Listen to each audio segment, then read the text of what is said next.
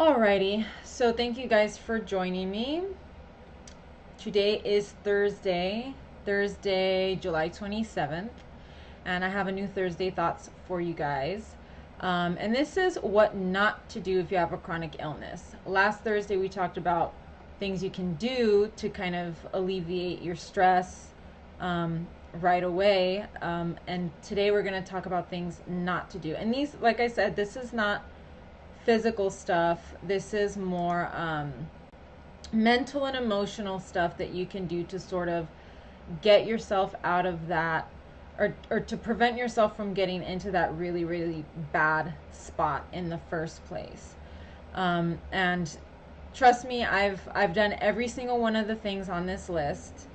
And I'm not talking about, kind of like somebody just mentioned right now. I'm not talking about running or overexerting yourself. I'm talking about more things that are going to affect you mentally and emotionally, and affect you in that way. Because, I mean, as a chronically ill person, I already know I'm not going to be, running a mile. I'm not going to be, doing sit-ups, lifting weights if my body, does not tolerate that. What chronically ill people do a lot, though, is we torture ourselves mentally and emotionally, thinking that somehow we're going to find a solution to our problems by just really digging deep into whatever kind of information is out there. So I have a list of stuff, and this is not a comprehensive list. This is a short list. I'm sure there's tons of other stuff, but this is stuff that I've done that has caused me to go down into that black hole, into that really bad place. And you get stuck because you just keep doing these things thinking that they're going to help. So one of the first things that I've done, and that this is something that I see so many people do, particularly people with, a chronic illness like Lyme disease. It's finding Facebook groups for your illness and literally just moving in and living there. That is one of the worst things you can do. And I know there's people out there that are going to say, no, like I get support from these people. I get, these people help me. And yeah, it can be very helpful, but I've seen it, when I've been on these Facebook groups, I've seen it, and for the most part, what I've seen is a lot of unhealthy stuff. And sometimes when you're in there, you don't really see it as unhealthy. You just see it as, I'm connecting with other people that have my illness. I'm venting, I'm getting important information.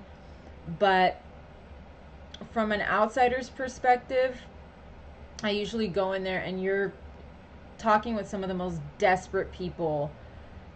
People that are providing a lot of misinformation. There are people out there that think that they are experts on their disease, and they're not. These are just, you're not going to find any doctors on Facebook. These are just regular people with your disease that are struggling and that also want to find a place, where there are people just like them, and they're just going in there, and you're basically drowning yourself in your illness. And like I said, I know people are going to disagree with me, but this is one of the worst things. If I do need to go talk to people, and get some information, I go in there, for a day. I ask the questions I need to ask. If I don't get the responses that I need, quickly, then I get out of there. Because it gets so emotionally draining. Thank you for the hearts, by the way. It becomes so emotionally draining and so stressful that it's just not good. Yes, lupus can also be, lupus and Lyme disease are very similar. There's a lady on here on Periscope that has lupus, and I believe she also broadcasts. She's also on YouTube, and her YouTube channel has nothing to do with lupus, and I really admire her for that, because she's finding interests apart from her illness. She's a prime example of someone that is not going to drown herself in her disease, and I really admire her for that. Another thing similar to Facebook is Googling your illness, Googling your symptoms, just going down the Google rabbit hole. And I've done this. Everybody's done this. Even people that aren't sick do this. And it is, if you go to a doctor and they tell you, okay, this is a possible diagnosis, or this might be part of your issue, you can Google it, check it out, see what it is, because sometimes doctors won't explain things to you read it and move past it as quick as possible. Don't stay on there. Don't keep Googling. Don't keep going down that rabbit hole, because I've done this. I've, I have a million screenshots on my phone of all the possible different things that could be wrong with my body. And at the end of the day, you go to the doctor, and you follow up, and they're just like, no, it's probably not that. So, and symptoms, you can have one symptom, but it can be part of a million diseases. At the end of the day, you're not a doctor.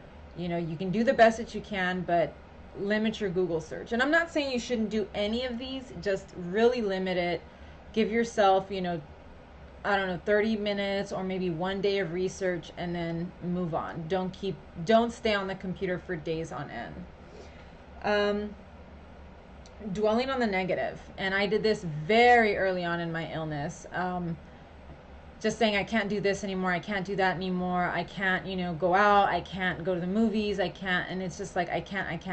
And you fill your head with I can't, and you forget about the things that you can do. So I basically, for a long time, I still kind of don't, but I don't talk to friends, I wouldn't leave the house, I wouldn't do anything other than just be at home, researching my illness, or telling myself, you can't do any of these things anymore. And then come to find out, I still can go out, I can go out to the park, I can hang out with friends. For a long time, I told myself, I can't go out on the weekends anymore. I can't go to bars, I can't go to clubs.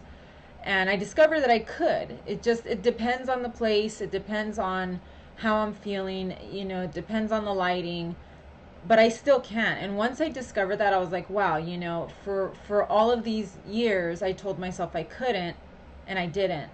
And all it took was just me going out and trying to figure out which places, would accommodate me a little bit better. And I found a few. It's not a lot of places, but I did find a few, and I do go out every now and then. And you're almost OCD when you develop diseases like this. Exactly. You do develop a certain level of like obsessive compulsive, just telling yourself, ruminating in your head, going over and over and over again, all the little details of your illness and what you can't do, and oh my God, when am I going to get my life back? And in the meantime, you're not living the life that you can be living.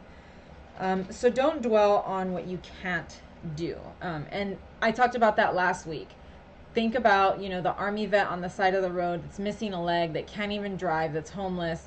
And it's like, well, I at least have to be grateful that I still have my legs, that I can still drive, and that I'm not homeless.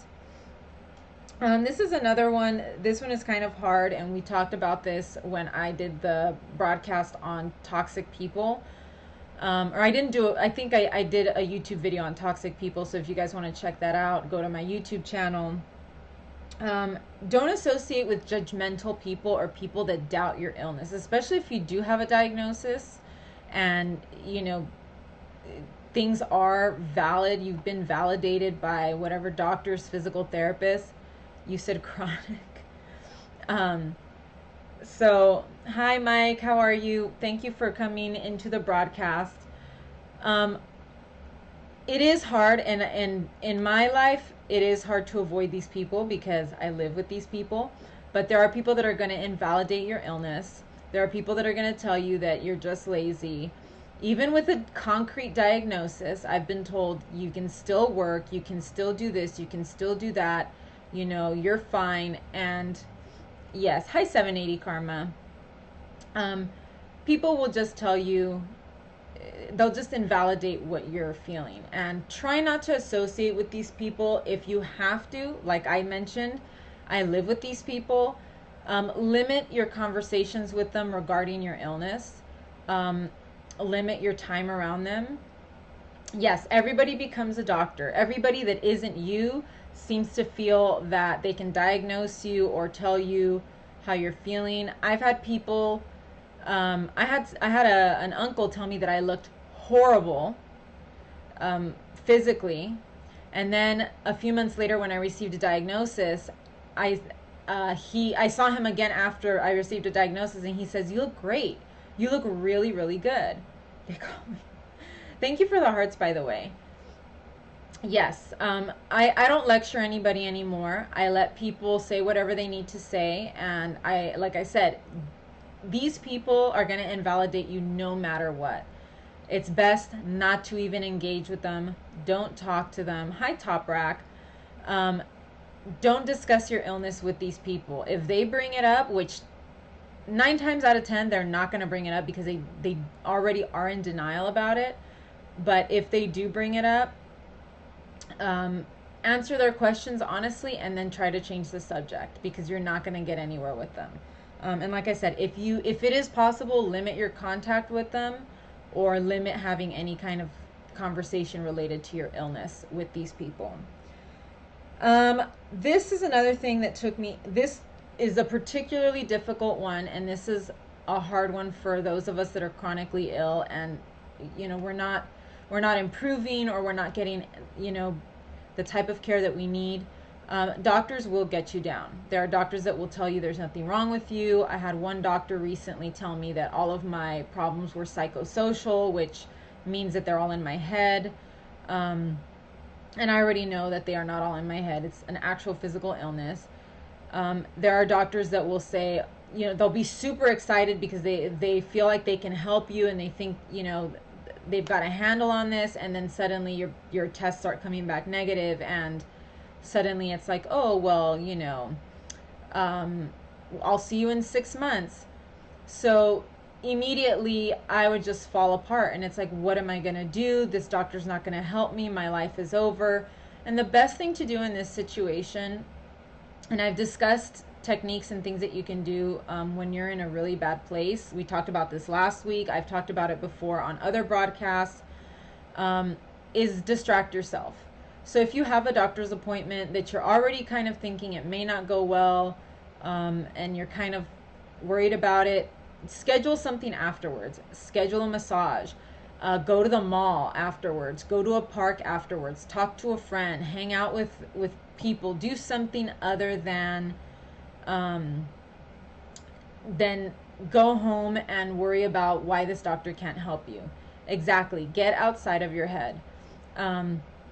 So have something in place after your appointment, so that you're not constantly going from a bad appointment to your bed at home and laying there and crying and freaking out over something that a doctor said, because another doctor might say something different, or things, maybe they'll run some other tests. You just never know.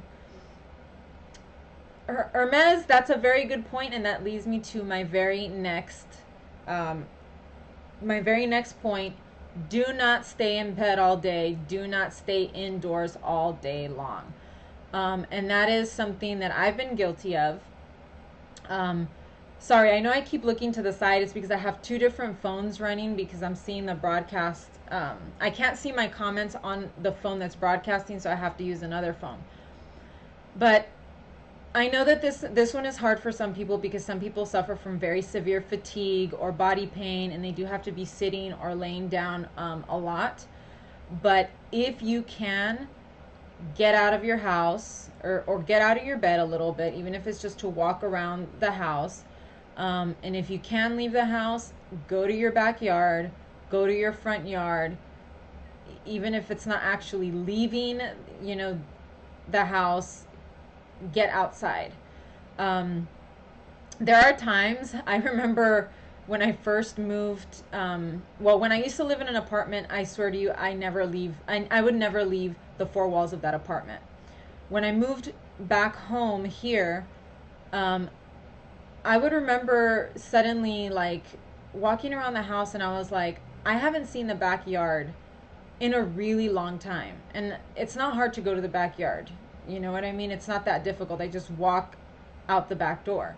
But there were times when I was like, I have not seen outside of this house in weeks. And there's absolutely no reason for that, because I can still walk. I'm not bedridden. I can at least go to the backyard. But you just get so deep into your illness that you just forget that you can actually leave the house and do something other than dwell on whatever's going on with you and just stay inside those 4 walls. So that's something, if you are still able to, Get out of your house, even if it's just to the front yard. See the sun. If it's raining, feel the rain. Just something. You cannot be constantly inside these four walls, because it is absolute torture. It begins to feel like a prison. So here's a list. The very, very last one on here, I added this at the last minute. If you guys want to screenshot it, you can screenshot it. The very last one on here, it came to me just like last night, and I was like, this is something that I never really did this a lot, but for some reason I'm kind of like regressing. I had learned to deal with my illness pretty well, and lately I've been regressing. And you start assuming that other people's lives are so much better than yours because they are not chronically ill. And I start to think, a friend of mine got a double lung transplant. He's doing well now, and I'm just like, great, he was in an even worse situation than I was. He could have lost his life. Now he has a double lung transplant. He's good as new. He's living his life. And now you start thinking, well, everything is going so great for him, and here I am, I'm still sick. But the fact of the matter is that that's not the case. He's been hospitalized twice since his double lung transplant. His immune system is never going to be great because he has to take immune suppressing medication. So everything is just, nothing is as it seems. So you have to really consider that. Exactly. The grass is always greener on the other side. And then you see the reality. I would go on Facebook. Never assume that someone else's life is better. I would go on Facebook. I would see that he was in the hospital, and I was like, oh my God, I wonder. You start freaking out because you think his body's rejecting the lungs. That's really bad. It's just, nothing is ever as it seems. I have another friend. She was my childhood best friend, and we reconnected a few years ago on Facebook. And, she's married. She has a family. She had twins. She's a mom now. And I was like, wow, her life really came together. She's a great mom and all of that. And both of her twins are autistic. They're not just mildly autistic, they're autistic. And I've worked with autistic kids. Prior to my illness, I used to work with autistic kids, and I would work with one autistic child for a few hours during the school day. And I could tell you, I would get home and I was just like, I don't know how people do this. I don't know how parents, how they can do this all day long. It's mentally, physically, emotionally taxing. And she has twins that are both autistic. And suddenly I kind of took a step back, and I was like, you know what? Yeah, she's a parent. I'm never gonna be a parent, but this is the these are the cards she was dealt. And she has her kids now, and she's making the best of it. Every now and then she'll post something about how her kids had a meltdown, or one had a meltdown, or they were able to get through the day without a meltdown. And I know these meltdowns. I have experienced these meltdowns. They are not easy. They are not fun. And I can just imagine doubling that because she has two. So I've been able to take a step back and look at everybody else and say, okay, things are not perfect anywhere. She may have her health, but now she has two kids that are going to be dependent on her probably for their entire lives, or however long she lives, and that's a really stressful situation. So definitely that last one was something that I think it's a big one, because we, as sick people, we automatically assume that everyone else's life is just so much better than ours. But like I said, this is a short list. I know that there are so many other things that can be added to this list. This is stuff that mentally, emotionally has taken its toll on me, and I've learned to sort of dial it back and not get too deep into it. And it's helped me. It's helped. It hasn't fixed my illness, but it's helped me learn to cope and to and not to get so deep into that bad place. So anyways, guys, thank you so much for joining me. I really appreciate you being here. I will upload this to YouTube. For those of you that don't know my specific journey through chronic illness, you can visit youcaring.com/Marisol has Lyme. I do this every Thursday live on Periscope, but I will be uploading all of these videos to YouTube as well. So check that out. And like I said, just I'll be back again next Thursday with another topic. I'll be doing book reviews. I have a book recommendation coming up, and I'll do product reviews as well, to specifically geared towards people that are sick, that have a lot of issues finding certain types of products or certain things that are going to work for them. So stay tuned on my channel. I'm still developing this channel and trying to figure out what's going to work best. But stay tuned, and I'll have a lot more stuff waiting for you guys. So thank you so much for joining me, and I will see you guys again very soon.